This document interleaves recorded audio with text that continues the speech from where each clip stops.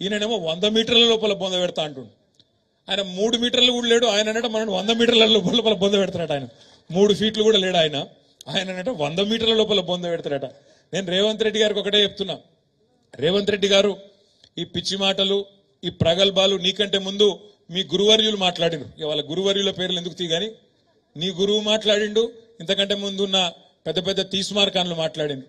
నీకంటే ముందు కేసీఆర్ ను తొక్కుతాం, బొంద పెడతాం, ఈ గులాబీ జెండా కనబడకుండా చేస్తాం అని చాలా పెద్ద పెద్ద తీస్మార్కాన్లు మాట్లాడినరు.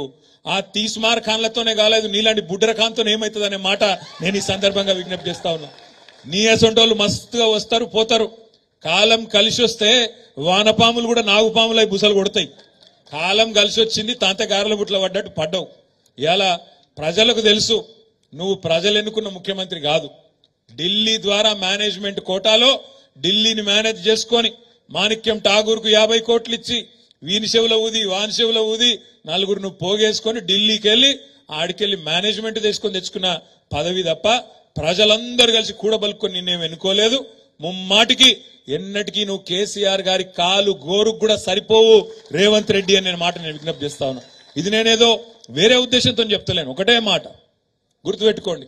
ఇవాళ నిజంగా కూడా కేసీఆర్ అనే నాయకుడు లేకపోతే, ఈ గులాబీ జెండా లేకపోతే తెలంగాణ ఎక్కడిది? ఆ తెలంగాణ రాష్ట్రానికి వచ్చే ఈ పదవులు, ముఖ్యమంత్రి ఉప ముఖ్యమంత్రి పదవులు ఎక్కడి?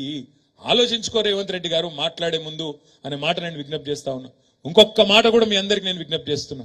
ఈ 420 హామీలు మీ అందరికీ మంచిగా కాపీలని పంపిస్తా. 420